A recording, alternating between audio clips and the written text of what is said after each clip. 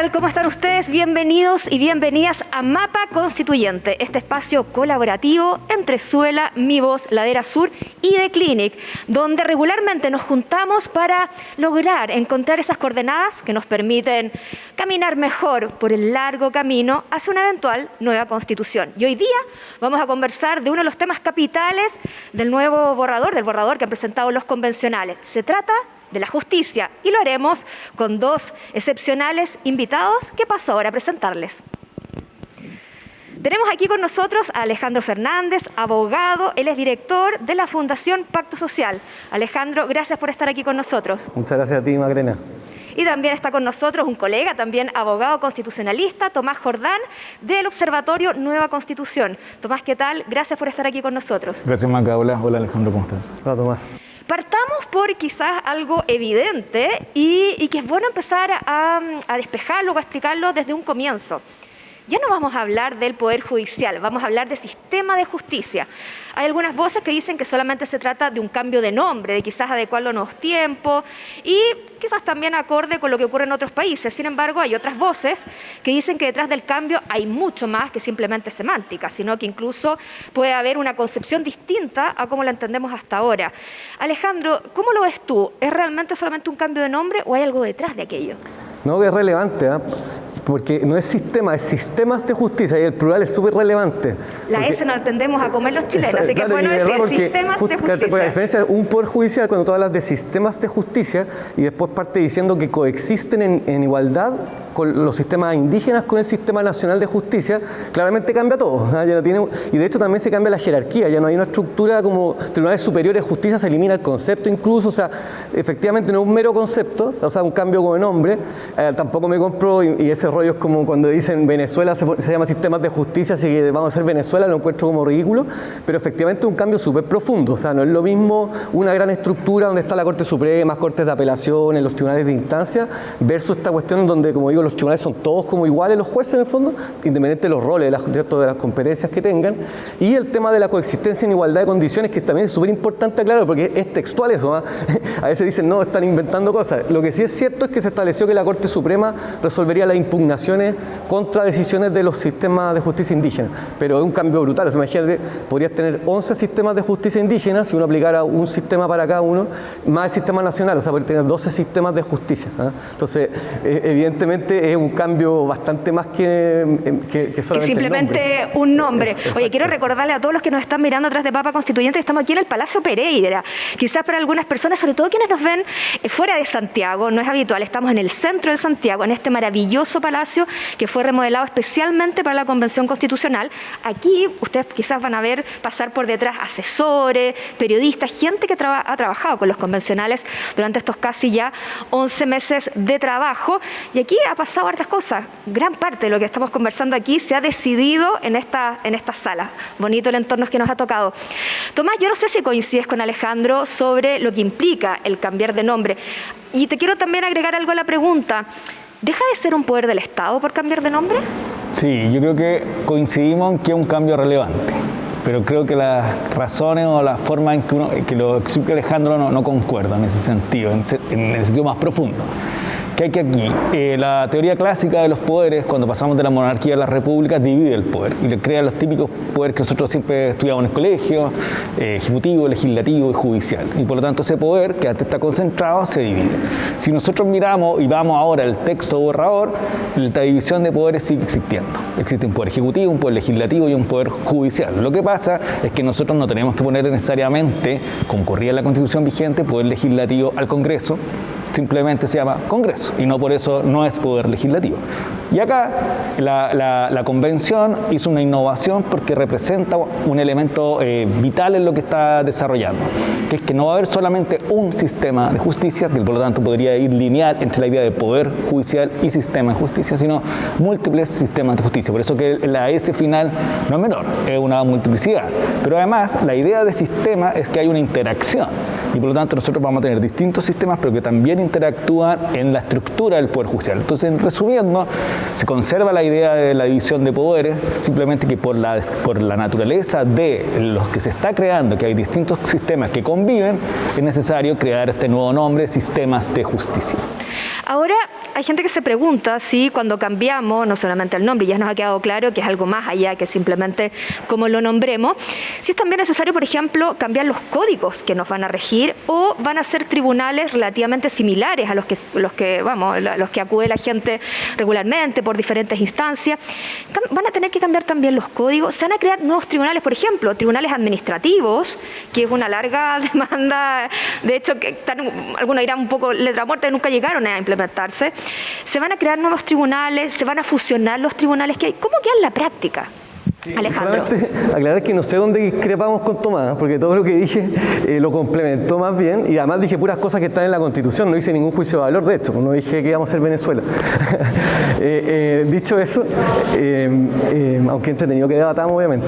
Sí, evidentemente hay muchos cambios, o sea, justamente las consecuencias de lo que estamos conversando significaría cambios desde el Código Orgánico de Tribunales, Código de Procedimiento Civil, o sea, yo creo que muchos cambios bien interesantes.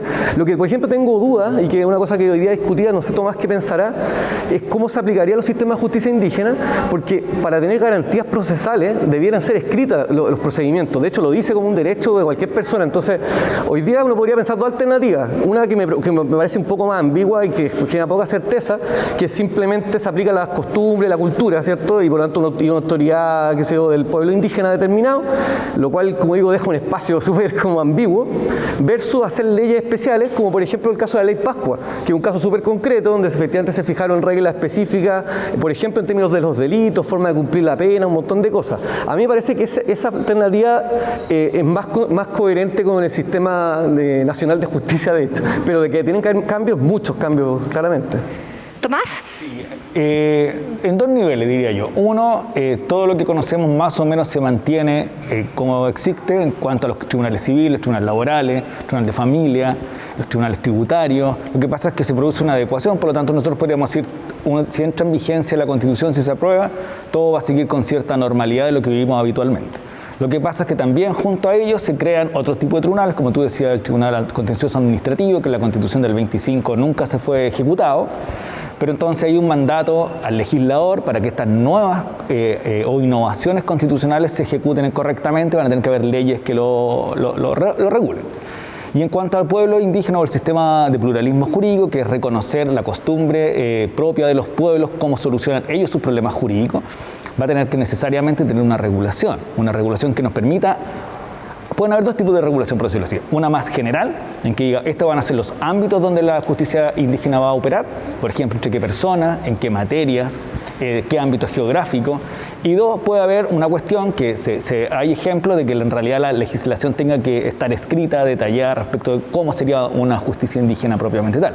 La otra opción en este segundo camino es que hay una ley general solamente y la costumbre, el relato oral, sea que es conocido por los que administran justicia en los pueblos, sean los que la vayan ejecutando. Ahora, a todo evento hay ciertas reglas que jamás se pueden pasar a llevar. Es decir, los derechos fundamentales, los derechos de los tratados y el texto constitucional no puede ninguna de estas justicias, ni la tradicional que conocemos, que se llama sistema nacional, o los sistemas de pueblos pueden vulnerar los derechos fundamentales, los tratados, ni la Constitución en sí misma. ¿Quedó establecido algo del ámbito de acción de los tribunales indígenas o deberemos esperar qué es lo que dicen las leyes? Porque en el debate que se planteó quizás, porque era la parte más innovadora de todo lo que hablamos en temas de justicia, después vamos a hablar de los órganos de administración, de justicia, etcétera, había harto revuelo por decir, bueno, estamos creando un sistema paralelo, se están eventualmente creando privilegios. Alguien decía, oye, ¿vamos a poder elegir eventualmente una persona indígena en qué sistema es juzgado? Por ejemplo, temas gravísimos, quizás los más graves de nuestro ordenamiento penal, por ejemplo, homicidio. ¿Lo va a poder ver la justicia indígena o no? ¿Qué se sabe de eso, Tomás? ¿Hay quizás ha dado luces la convención sobre el tema?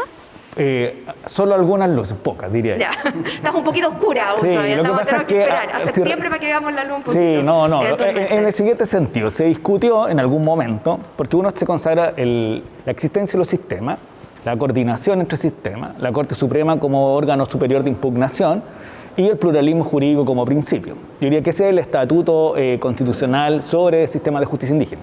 Lo que se discutió en algún momento, que se rechazó en el Pleno, eran algunas indicaciones que decían entre quiénes se aplica la justicia y excluir la justicia penal.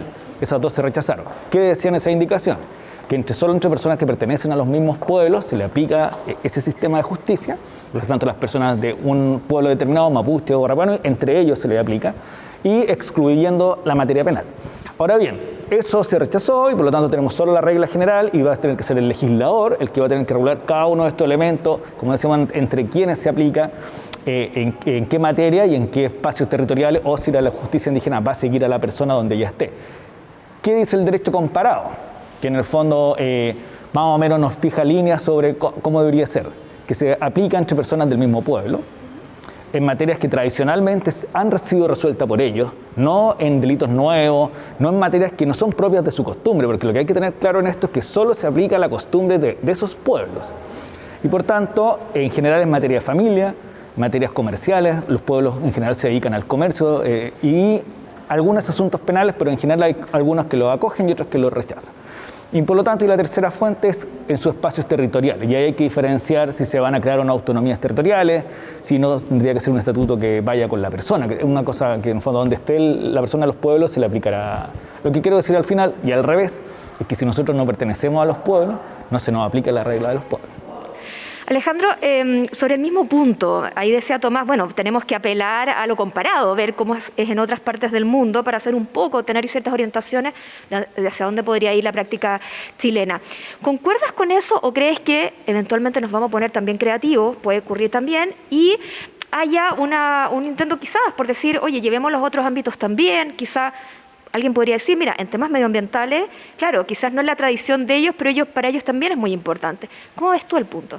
Sí, yo creo que queda harto espacio abierto y también es importante interpretar las cosas que no se aprueban. Eso Tomás, cuando dice, claro, no se excluyó la materia penal, parecía que hay una voluntad, al menos de algunos, claramente de la Convención, que quieren que sí se pueda aplicar la materia penal. La voluntariedad me preocupa mucho, porque creo que en muchos casos puede perjudicar a las partes. Hay un caso, porque la interculturalidad como principio se viene aplicando hace muchos años en Chile, ¿eh? que es muchas veces en un juicio considerar la cultura, la costumbre, pero en un proceso regular, ¿cierto?, del Poder Judicial actual. Entonces, por ejemplo, hay casos hace unos años de violencia intrafamiliar, donde eran dos personas mapuches, ¿ya? Y la mujer que fue la víctima de esta violencia finalmente llegó a acuerdo con el agresor, que consistía básicamente en pedir disculpas a la familia, ¿ya? Y ¿qué hizo el juez? Dijo, pese a que la ley lo prohíbe, eso es importante, la ley excluye expresamente porque obviamente no hay una voluntad libre entre el agresor y el agredido para llegar a un acuerdo, ¿cierto? Entonces, en ese caso, el juez dijo, no, es que aquí este pueblo indígena soluciona los problemas dialogando y llegando a acuerdos, ¿eh? A mí me parece que es muy mala salida esa, o sea, y me preocupa porque yo creo que ahí claramente no se están resguardando bien los derechos de la mujer en esas situaciones particulares, o de la víctima de la violencia intrafamiliar. Entonces hay hartas tensiones ahí y la voluntariedad por eso me parece un error que no se haya puesto expresamente. Lo de las materias es más discutible porque efectivamente las materias cambian, son dinámicas, aunque yo creo que hubiese sido mejor para la ciudadanía que lo hubiesen excluido lo penal derechamente, ¿eh? Pero como digo, sí, hay harto espacio para innovar. Yo creo que innovamos bastante y yo solamente quiero hacer un comentario más de fondo, ¿eh? Porque nos ponemos súper leguleyos a entrar al todo, pero yo creo que el diagnóstico previo es bien importante. A mí me parece cuando hablamos de las costumbres de cada pueblo, nación, ¿cierto?, si se aprobara la nueva Constitución, esto pareciera como que ya hoy día como que se estuviese aplicando, ¿eh? A mí me da la impresión que esto debería estar, si tenía que estar, podría haber estado en la Constitución de 1833, ¿eh? Cuando realmente estábamos empezando a construir la República, pero resulta que llevamos bastantes años, digamos, aplicando el Poder Judicial, o sea, con el sistema tradicional. Entonces, tú me preguntas, claro, ¿los changos tienen hoy día alguna forma de yo creo que no, ¿eh? Me parece raro. Y por eso que cuando comparan mucho con los modelos afuera hay que tener todo ojo, porque son muy distintos, ¿eh? Para bien y para mal. O sea, cuando tú ves Canadá o Nueva Zelanda, son lugares donde llegaron básicamente, ¿cierto?, de afuera los ingleses, mataron a las personas del pueblo originario y hoy día están ahí en unas reservas, ¿eh? Es súper distinto. Nosotros somos mestizos. Somos, de hecho, el 80% según un estudio somos de sangre, tenemos sangre americana. Yo, de todas maneras, debo tener algo de sangre también. Entonces, es muy distinto. Estamos mezclados, muy mezclados. De hecho, hay más mapuche en la región metropolitana que en la zona sur. Entonces, la verdad que me parece que no hace sentido con la realidad. Y yo creo, de hecho, que va a chocar muy fuerte, y creo que también es parte de la molestia que ha generado mucha gente el rechazo. O sea, que se ha cambiado el rechazo o ha fortalecido, porque de verdad es como violento finalmente, y tiene una lógica muy refundacional. Esa lógica como que tú a través de las constituciones diseñáis a la sociedad, a esa ingeniería constitucional, cuando en realidad las constituciones más bien tienen que adaptarse a ciertas realidades. Y yo creo que acá de verdad hay como un poco de ficción, y están tratando de diseñar un modelo que va a chocar totalmente con la realidad chilena. No, desde luego es uno de los puntos, bueno, el debate así lo mostró mientras se estaba discutiendo en la convención, fue uno de los puntos calientes, hay harta controversia y desde luego es uno de los puntos centrales. Los quería sacar del tema de los sistemas, digamos, de los diferentes sistemas de justicia que vamos a tener y entrar a otra que también quizás es mucho más polémico a nivel técnico de los abogados, pero es muy interesante que lo planteemos a quienes no somos especialistas, que tiene que ver con el Consejo de la Justicia, que finalmente va a ser este órgano que va a estar por encima, ¿no? Tomás, ¿cuáles van a ser los principales atributos que va a tener? ¿En qué cambia lo que hay hoy día? ¿Y cuáles son eventualmente las ventajas y riesgos que tiene este órgano que ha creado el borrador? Este es un consejo que tiene una historia bien particular porque ha sido la propia asociación de magistrados, que representa alrededor del 80% de los jueces, la que ha promovido hace muchos años la creación de un consejo de este tipo. La ha buscado o la ha promovido básicamente porque lo que ha pretendido es garantizar lo que llama la independencia de los jueces. ¿En qué sentido? Hoy día, para que un juez haga carrera, depende necesariamente de que sus fallos vayan más o menos coherentes con los tribunales superiores, y en particular la Corte Suprema, que es disciplinaria y correccional respecto de ello. Es decir, es su jefe, los evalúa y permite o no al final la carrera judicial. Y esto, a juicio de los mismos jueces y juezas, era atentatorio contra su propia independencia, porque básicamente la libertad de fallar con imparcialidad es lo que arma el Poder Judicial propiamente tal. La independencia es un principio rector de esto. Entonces, se crea este Consejo de la Justicia, que básicamente es un órgano paralelo al a los sistemas de justicia, un órgano técnico, un órgano que también conforman jueces en su gran mayoría, 8, y que busca estos elementos: el nombramiento, la evaluación y, por lo tanto, examinar la carrera judicial y permitir que los jueces vayan y juezas ascendiendo en ella. Básicamente es un órgano que recoge esta demanda y, por lo tanto, que la transforma en este órgano que se compone colegiadamente y que buscará velar por la carrera judicial.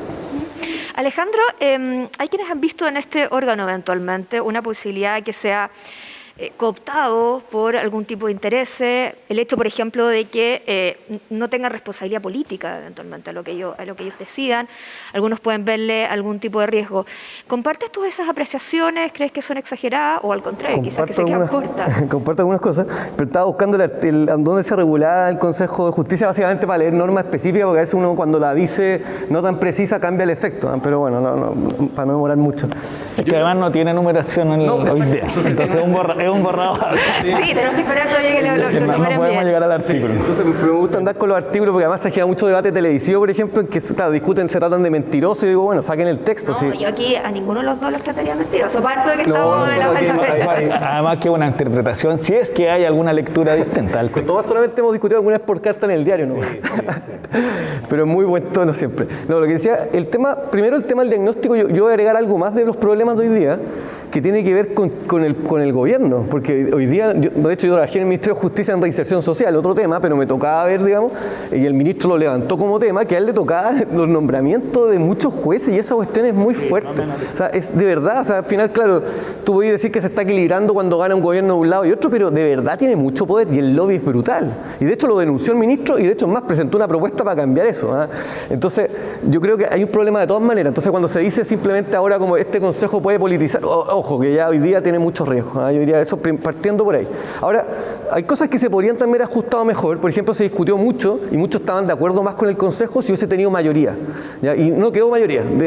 Son 17 mayoría de jueces dentro del consejo, perdón. Entonces, hoy día son 8 y 9 que no son. Y bueno, y además hay 2 creo que son integrantes de pueblos originarios. Entonces, y las resoluciones, las decisiones se toman por mayoría. O sea, eventualmente si todos los otros 9 está en una decisión y los otros 8 los jueces están en contra, va a ganar la decisión de los que no son jueces. Entonces, ahí creo que es problemático, podría haberse dado derechamente más poder, pero es súper discutible efectivamente, pero yo creo que se levantó incluso menos desconfianza. Y lo otro, y ahí este texto que quiero buscar bien, habla de revisión integral, que es un concepto igual es complejo, y excluye expresamente las resoluciones judiciales. Ese ha sido uno de los puntos bien polémicos. Pero esa cuestión igual abre una puerta muy grande, o sea, yo creo que se podría haber puesto algo mucho más acotado, más claro, porque el riesgo también está, o sea, así como se politiza hoy día, yo creo que el riesgo es real, además el Congreso también participa en el nombramiento de miembros, entonces yo lo encuentro riesgoso como quedó, y de hecho a mí me gustaba mucho la propuesta que se había presentado, no es porque le quiera alabar al ministro y al gobierno, pero es una propuesta súper razonable en que se pueden generar comisiones ad hoc, y tú puedes tener, en vez de darle todo este poder, nombramiento solamente una comisión donde hay, por ejemplo, decanos de facultades de derecho, tú puedes generar algo equilibrado solamente para los nombramientos. Me parece que esas salidas son mucho más razonables, porque esta cuestión yo creo que abre igual de riesgo o más en términos de politizar y afectar la independencia. Tomás, lo que está planteando Alejandro, que fue uno de los puntos que ha causado debates, que es precisamente eso, la de revisión, dicen revisión administrativa, no se van a revisar digamos, las resoluciones. Pero claro, eso puede agregar eventualmente presión a jueces que dicen, a ver, estoy a 5 meses de mi revisión, me toca fallar un caso complejo, ¿me conviene o no? ¿Hay riesgo de eso o lo estamos exagerando? No, hay algo de... A ver, pero yo creo que hay que fijar los elementos. Uno, Alejandro dice una cosa que es muy cierta. Hoy día, al final del día, todos los jueces los nombra el presidente y presidente de la República.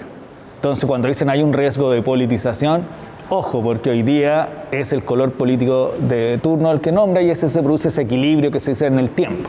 Pero no es que un consejo que es plural vaya a politizar más que lo que puede estar politizado que la decisión de una sola persona. Dos, sobre el número, no es menor, porque lo que tú tienes que evitar es que se generen conflictos de intereses entre los propios miembros del Poder Judicial.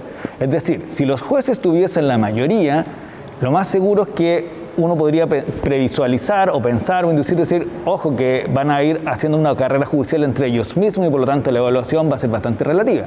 Y por lo tanto pasamos de una estructura jerárquica que imponía una voluntad, o al menos así se le criticaba, versus una mayoría de jueces que van a imponer una voluntad y eso va a ser objeto de crítica. Lo que pasa es que lo que hay que evitar es que eso se produzca. Y eso se produce o se evita en la pluralidad de la integración, y eso sí me parece correcto en el tipo de nombramiento que hay. Ya tenemos que ir terminando, que se nos pasa súper rápido el tema, pero no quería dejar de plantearles un punto que también en su minuto levantó algo de polémica, y era lo que tiene que ver con los recursos de protección. Muchas veces ustedes como lo saben muy bien, que es una herramienta que se usa quizá más de lo necesario para lograr precisamente eso, ser protegido por el judicial, y terminan, cualquiera de nosotros que haya hablado con abogados integrantes de la Corte te dice, mira, en el mismo día vemos desde temas de vecinos hasta temas medioambientales, bueno, de todo un poco. Y lo que se quería ahora precisamente era terminar con eso, pero dicen, ojo, que al terminar con recursos de protección podemos estar también limitando ciertas garantías ante los tribunales. ¿Cómo ven ustedes aquel cambio? ¿Y a qué responde ese cambio, Alejandro? ¿Por qué? Sí, a ver, el tema de los recursos de protección, nuevamente estaba buscando la norma que me gusta para ir discutiendo. Yo creo que sí, a mí a mí de las cosas que más me complica es el cambio de que salgan de la Corte de Apelaciones. Y aquí viene el principio de para qué arreglar las cosas que funcionan bien. Y independiente que efectivamente hay muchas causas que están acumuladas, muchos juicios, se pueden buscar otros mecanismos para descomprimir, pero la verdad que el modelo de recursos de protección ha sido un modelo que funciona. O sea, y hoy día puede ir cualquier persona, un ciudadano que le estén afectando un derecho y lo presenta incluso escrito por la persona, no hay que reunir a un abogado, nada, y se resuelven más o menos en corto plazo. De hecho, se decreta la típica orden de no innovar, qué sé yo, y después se resuelve en pocos días. Entonces a mí me parece que pasarlo a los tribunales de instancia, tribunales civiles, etcétera, creo que al revés puede generar mucho más colapso todavía. O sea, ya eso sí que están colapsados. Y además hay otro elemento que para meter más cosas a la sopa, que es el término de los arbitrajes forzosos. Entonces van a haber más juicios además, cosa que yo entiendo en los casos de ¿cómo se llama? Cuando hay herencia, ¿cierto? Es normal, ir a un arbitraje lo encuentro que es una mala idea, digamos, tienes que tener recursos, pero en el caso, por ejemplo, de los temas de sociedades anónimas, que hoy día están regulados y son forzosos, me parece que está bien si tienen plata y pueden resolverlo entre ellos, ¿para qué lo vamos a recargar los juzgados civiles? Entonces, a mí ese es de los temas que me parece complejo, y también, obviamente, la extensión del recurso de protección. O sea, creo que también en ese sentido lo que está hoy día me parece como razonable, acotado a libertades principalmente, porque cuando tú abres mucho el campo de acción de los recursos de protección, empiezas a judicializar todo, y sobre todo le das mucho poder al juez, que ya vaya más allá de lo que corresponde. El tribunal tiene que resolver conforme a derecho, pero cuando tú, por ejemplo, le das espacio para meterse en los derechos sociales, finalmente termina siendo política pública. Y uno entiende que es justo detrás. O sea, claro, hay un caso de una persona que necesita un remedio súper caro, y de hecho se ha hecho en estos tribunales, y dice ya, le vamos a ordenar al ministerio que le compre ese remedio que cuesta 100 millones de pesos. Y yo veo esa cuestión y digo, obvio que sí, pero lo problemático es que tienen que ser políticas nacionales, porque pueden haber varios casos como esa niña que no tienen, por ejemplo, acceso a la justicia y que no reciben ese remedio. Entonces, la distribución de recursos y las políticas de salud tienen que hacerlo el gobierno y el Congreso, y no los ministros de la Corte. Lo hemos visto un montón en temas como salud o pensiones, que rato desde los tribunales se termina haciendo política pública. Tomás, no sé cómo es el punto de recurso de protección, lo del arbitraje, que bien mencionaba Alejandro. En el arbitraje estoy de acuerdo. En el resto tengo otra mirada. A ver, expliquemos que el sistema que se establece en el texto borrador es que los tribunales de instancia, los civiles, van a ser los primeros que van a conocer. Hoy día conoce la Corte de Apelaciones. Van a poder apelar de lo resuelto por los tribunales de instancia a la Corte de Apelaciones. Y la Corte Suprema va a ser un tribunal de unificador de jurisprudencia, básicamente. Es decir, va a fijar las grandes líneas sobre la tutela de los derechos, y por lo tanto las Cortes de Apelaciones y estos tribunales van a ir aplicando esa doctrina. Dos, hoy día hay muy pocos derechos que se tutelan. Básicamente los derechos que se llaman de libertad, que no generan gasto al Estado. En el texto constitucional se van a tutelar todos, así lo dice. Tres, la forma de resolver es muy parecida, porque la redacción es bastante equivalente. En el fondo, el instrumento cambia los tribunales, pero el instrumento es muy parecido. Y en ese sentido, ¿cuál es el objeto? Que entre más tribunales conozcan, el acceso a la justicia es más fácil. Debería ser, claro. En cambio, que si tú tienes que llegar a la capital regional a presentar un recurso de protección, el acceso a la justicia se reduce. ¿Cuál es el desafío? Que yo concuerdo con esto en Alejandro de los atochamientos de los tribunales.